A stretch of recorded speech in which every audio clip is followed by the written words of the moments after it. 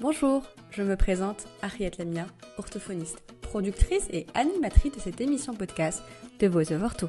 Un podcast qui donne la parole aux orthophonistes marocaines, mais pas que. Hello à vous, chers auditeurs, et bienvenue dans le nouvel épisode de la saison 2 de The Voice of Ortho. Aujourd'hui, on va parler de troubles d'articulation. La question qu'on se pose souvent, c'est à quel âge je peux consulter pour des troubles d'articulation?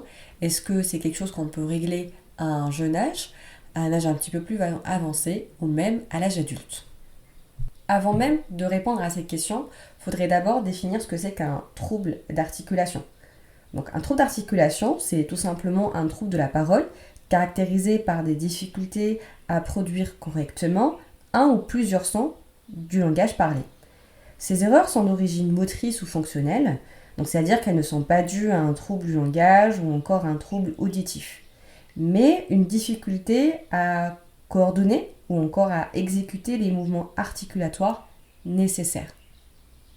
Donc la première des choses, si on reçoit un jeune enfant moins de 6 ans, on va d'abord observer est-ce que déjà au niveau du langage, même après 6 ans, du moment que c'est un jeune enfant, on va dire, encore en phase d'apprentissage du langage, on va déjà voir est-ce qu'au niveau de sa communication, au niveau du langage, est-ce que tout va bien, il n'y a pas de difficulté particulière à ce niveau-là. Parce que moi personnellement, je considère les troubles articulatoires comme étant un problème secondaire. S'il y a un souci de communication avant tout, on va chercher à aller vers ça. Mais effectivement, si c'est un trouble articulatoire qui va principalement toucher l'intelligibilité de la parole, à ce moment-là, c'est très important de prendre ça en considération et d'y travailler. Parce que pour pouvoir communiquer, faut que notre parole, notre langage soit compréhensible par tous. Il n'y a pas que maman et papa ou les personnes relativement proches qui peuvent nous comprendre. Donc on va d'abord faire un bilan pour voir déjà au niveau du langage, est-ce que tout va bien, il n'y a pas de difficulté particulière, et aussi demander à ce que la famille fasse des tests auditifs pour voir est-ce qu'il n'y a pas une déficience qui pourrait expliquer ces troubles articulatoires. On va aussi faire un petit bilan ORL, parce que des fois on peut avoir des personnes qui vont avoir tendance, on va dire, parler par le nez, donc il y a ça aussi, mais aussi la bouche. Parce qu'il faut pas oublier que quand on parle, les organes pholateurs, et l'un, on va dire, des plus importants, il y en a pas mal qui sont importants, mais on va dire que c'est celui qui fait quand même beaucoup de travail, c'est la langue. Donc, est-ce que déjà il y a un problème à ce niveau-là? Est-ce qu'il y a un frein de langue? Est-ce que il y a des difficultés particulières au niveau des organes pholateurs et au niveau de la langue plus précisément? Donc le bilan ORL, il va pouvoir évaluer et voir au niveau des organes, est-ce que tout va bien, est-ce que tout fonctionne bien au niveau du palais, au niveau on va dire du pharynx, du larynx, donc tout ce qui va avec, si tout va bien. Et aussi, bien sûr, l'audition. Est-ce qu'il y a une déficience auditive ou pas? Parce que des fois, ce qu'il faut savoir, si c'est une personne ou plutôt un enfant qui présente des otites à répétition, ça peut quand même avoir un léger impact au niveau de l'articulation. Donc si c'est au niveau du langage, tout va bien, au niveau de l'audition, tout va bien, au niveau de la langue, il n'y a pas de souci non plus, à ce moment-là, effectivement, on parle bien précisément d'un trouble articulatoire. Après, il ne faut pas confondre les troubles d'articulation avec une dyspraxie verbale. Une dyspraxie verbale, c'est un petit peu difficile à diagnostiquer. Il faut vraiment faire un bilan aussi sur le plan psychomoteur pour voir, parce que généralement c'est des enfants qui sont un petit peu maladroits, qui tombent beaucoup, qui ont des difficultés sur le plan moteur également, parce qu'il faut savoir que, comme je l'ai dit dans la définition, que les troubles d'articulation, c'est une coordination, c'est une exécution de mouvements qui s'enchaînent. Il faut voir qu'il y a une gymnastique très importante au niveau de la bouche. La langue, elle va dans tous les sens, vers les dents, vers le haut, vers le bas, elle recule. Des fois, on va utiliser la base de la langue, des fois, on va utiliser plutôt la partie postérieure de la langue. Donc, toutes ces choses-là, elles sont forcément très importantes à prendre en considération et voir si tout fonctionne à ce niveau-là. Et moi, généralement, lors de l'anamnèse, je vais chercher aussi au niveau de l'alimentation. Est-ce que c'est un enfant qui arrive à s'alimenter correctement? Quel type de texture est-ce qu'il mange? Est-ce qu'il est lent quand il mange? Est-ce qu'il va avoir tendance à manger la bouche ouverte?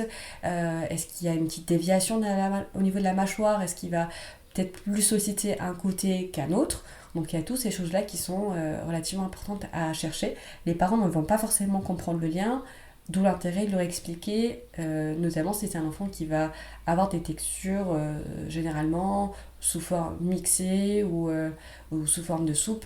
Et bah, du coup, les organes fondateurs ne vont pas être très renforcés et il peut par exemple présenter une légère hypotonie à ce niveau-là. Pas systématiquement, mais n'empêche que si on fait une différence entre un enfant qui va manger des textures, on va dire plutôt sous forme de morceaux un petit peu durs, effectivement, il y aura plus de tonicité qu'un enfant qui va avoir des textures qui sont relativement molles, très faciles à avaler, où l'enfant, par exemple, il va avoir tendance à, on va dire, gober ses pattes au lieu de les aspirer, au lieu d'écraser tout simplement avant de l'avaler. Donc à ce moment-là, on va aussi observer au niveau du trouble articulatoire quels sont les sons qui sont touchés et ce qu'il faut garder en tête, ce que les parents ne savent pas forcément, c'est que les sons de la parole, à savoir les phonèmes, vont apparaître à un âge différent. Donc ce qu'on va observer parmi les premiers sons qui vont être articulés par l'enfant entre 1 an et 2 ans, ça va être le son me, le son ne, le son pe, le son be. Ensuite, entre l'âge de 2 ans et 3 ans, ça sera le te, le de, le que et le ge. Vers l'âge de entre 3 et 4 ans, ça sera le fe, le ve, le se et le ze. Ensuite, entre 4 et 5 ans, ça sera des sons comme le che, comme le je, comme le aussi. Le re, donc c'est à peu près, c'est parmi les plus, on va dire, les plus complexes en français. Donc ça sera plutôt entre l'âge de 5-6 ans. Donc après ça reste, on va dire, une moyenne. C'est pas systématiquement. C'est pas pour autant que l'enfant ne va pas articuler certains sons, mais on va dire qu'ils seront un peu mieux maîtrisés et mieux produits vers cette tranche d'âge. Donc il ne faut pas s'inquiéter si un enfant de 3 ans n'articule pas correctement le son che, parce qu'il sera normalement bien mis en place entre 4 et 5 ans. D'accord ?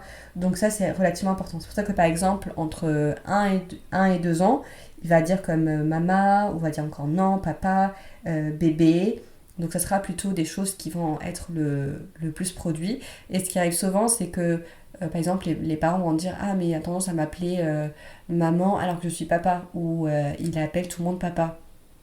En fait, entre le son m et le son p, ils sont relativement très proches. Ça se passe au niveau des lèvres principalement. C'est la pression qui change. Donc c'est normal que ça soit un petit peu plus compliqué à être maîtrisé, mais une fois que c'est acquis chez l'enfant, parce que encore une fois, on apprend tout par imitation, il va observer les mouvements de maman, les vibrations qui se passent, et il sera capable de faire la part des choses à ce moment-là. Conclusion, les sons sont plus ou moins maîtrisé et bien mis en place à 6 ans. Donc si vous avez un jeune enfant qui a encore des difficultés sur le plan articulatoire avant 6 ans, on va dire que c'est pas très grave et qu'il est encore en phase d'apprentissage, notamment pour les sons relativement compliqués pour la langue française. Maintenant, on va s'intéresser à la langue arabe, parce que, effectivement, comme vous le savez, je suis orthophoniste marocaine, donc je travaille avec les personnes qui parlent en français et en arabe, et c'est tout assez pertinent et intéressant de partager ça, notamment que les sons en arabe sont beaucoup plus complexes et beaucoup plus, on va dire, difficiles à exécuter. Donc suite à ma recherche sur internet, voilà ce que j'ai pu trouver pour les sons en arabe. Donc je vais m'attarder sur des sons qu'on ne retrouve pas en langue française. Par exemple, on a le son R. Donc le son R, il apparaît vers 3 ans, 3 ans et demi. Donc on peut l'observer, il est acquis chez ces enfants-là. On a le son R. Donc lui, c'est entre 4 ans et 4 ans et demi. Le son T. Donc par exemple, Tefl. Donc il sera plutôt entre 5 ans et 5 ans et demi. Vous voyez que les sons complexes en arabe, ils arrivent relativement tardivement. Le son R, qui est aussi très demandé en trouble d'articulation, par exemple Rajel. Donc c'est plutôt entre 5 ans et demi, 6 ans. Vous voyez que c'est relativement tard aussi. On a le son R, Raba, donc c'est entre 5 ans et demi, 6 ans. Et le son Q, qui est aussi très demandé en orthophonie pour éducation, c'est entre 6 ans et 6 ans et demi. Bon, par exemple pour le mot qalb. Ça c'est pour la langue arabe. Du coup, ça vous permet de comprendre que l'âge d'acquisition va dépendre de la langue, de la complexité des sons également. Donc ça va différer selon chacun. Après, encore une fois, ceci n'est qu'une moyenne. Il ne faut pas prendre les choses à la lettre. Et il y a aussi un autre élément qui rentre en vigueur à prendre en considération, c'est l'exposition à la langue. On en a parlé lors de l'épisode sur les troubles développementaux du langage oral. Si c'est une famille qui parle principalement arabe, c'est normal que cet enfant-là n'aura pas une articulation, on va dire, très claire en français, qui ne sera pas bien exécutée. Par exemple, on va marquer entre les O et les OU, les différentes voyelles nasales également, mais après, parce que c'est un enfant qui est peut-être dans un système marocain public, où la langue française, elle est intégrée vers, si je ne me trompe pas, vers le CE2, si je me souviens bien. Et du coup, même au niveau de ce qu'il regarde à la télé, de ce qu'il écoute, c'est la langue arabe. Donc, pour ceci n'est pas un trouble d'articulation. C'est tout à fait normal. D'accord. Et pareil, si c'est un enfant qui est dans un environnement très francophone, va rencontrer des difficultés à produire certains sons complexes qu'on retrouve uniquement dans la langue arabe, ce qui est normal parce que ce n'est pas une langue pour laquelle il est relativement assez exposé et il ne la pratique peut-être pas assez, donc c'est normal. Donc on part du principe, on apprend une nouvelle langue. Donc par exemple, si je vous demande de répéter une phrase en anglais, mais vous ne parlez pas anglais, l'articulation sera différente. Elle sera difficile, mais c'est pas pour autant que vous avez un trouble articulatoire. Un trouble articulatoire, c'est une difficulté qui va toucher un son précis. Et par exemple, si c'est une personne qui a du mal à articuler, par exemple, le son ch, bah, dans ce cas-là, on va l'observer dans la langue française, on va l'observer dans la langue anglaise, on va l'observer dans la langue arabe. Parce que c'est un son qu'on retrouve dans toutes les langues. Alors que le son r, le son q, bah, il est spécifique par exemple à la langue arabe. Je ne sais pas si on trouve dans d'autres langues, peut-être, mais c'est propre à la langue arabe. Donc c'est normal que l'enfant ne l'articule pas correctement. C'est pas pour autant un trouble articulatoire. Ce qu'il faut aussi garder en tête, c'est que la prise en soin pour les troubles d'articulation, c'est très technique. La première phase, c'est déjà observer qu'est-ce que fait le patient, enfant ou adulte. D'accord. Ensuite, on va essayer de décortiquer le mouvement, expliquer, amener à ce que la personne soit parfaitement consciente de ce qui se passe au niveau de la bouche et le rôle de chaque organe phonateur. Donc on va utiliser le miroir, la marionnette, des guides-landes également pour accompagner le mouvement articulatoire. Donc ça déjà. Donc moi, ce que j'ai pu observer, c'est que j'arrive à avoir des résultats assez rapide quand je suis face à une personne, à un jeune enfant, par exemple, qui a une bonne conscience de ses organes phonateurs, qui arrive à bien comprendre ce qui se passe et comment produire ces mouvements-là, et qui est capable de les expliquer par lui-même. Parce que des fois, on peut expliquer à l'enfant, d'accord, mais si je lui demande de m'expliquer le mouvement d'après ce qu'il a compris, c'est pas forcément ça. Et bah, du coup, pour pouvoir réexécuter les mouvements articulatoires à la maison et retravailler ce genre de questions, c'est important que l'enfant arrive à bien comprendre, ou le patient de manière générale, arrive à bien comprendre ce qu'il faut faire et comment le faire. Parce que si par exemple il s'agit ici d'un adulte qui a articulé le son presque toute sa vie, de manière incorrecte, venir changer, ça va être très difficile. Même le retour de voix, la boucle phonologique, elle ne fonctionne pas très bien, donc du coup il n'arrive pas à se rendre compte est-ce que je l'ai dit correctement ou pas correctement. Ça prend un petit peu de temps.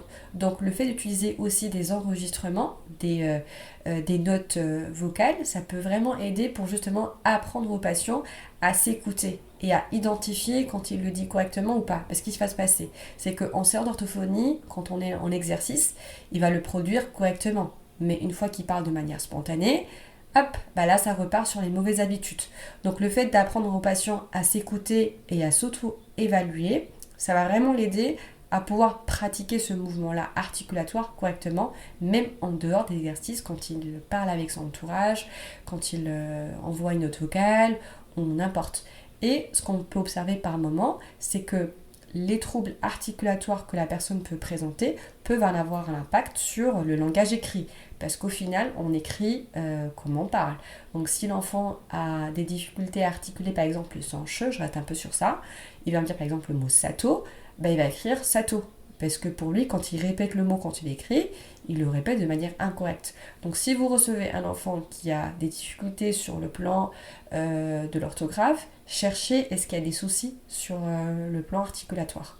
Après, personnellement, je trouve qu'il est beaucoup plus facile de travailler l'articulation avec un adulte parce qu'il a une meilleure conscience de ce qui se passe. Et après, quand un adulte arrive au cabinet pour des troubles articulatoires, c'est qu'il est très motivé et qu'il a envie de régler le problème.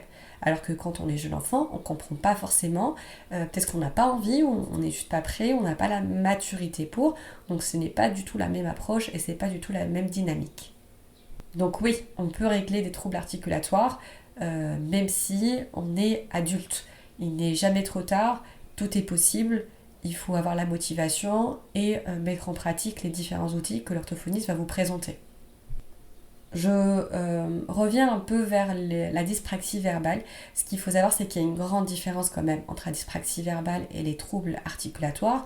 C'est qu'on va sentir qu'une personne qui a une dyspraxie verbale, c'est une personne qui fait beaucoup d'efforts quand il parle, que les mouvements ne sont pas adéquats, ne sont pas corrects, que des fois il va y avoir carrément des omissions de syllabes, où il va avoir tendance à rétrécir le mot, rétrécir les phrases, même répéter une phrase peut être très difficile pour ces personnes-là, alors qu'un trouble articulatoire, il va toucher un son bien précis, mais pas toute l'exécution des mouvements articulatoires pour répéter une phrase ou pour répéter un mot.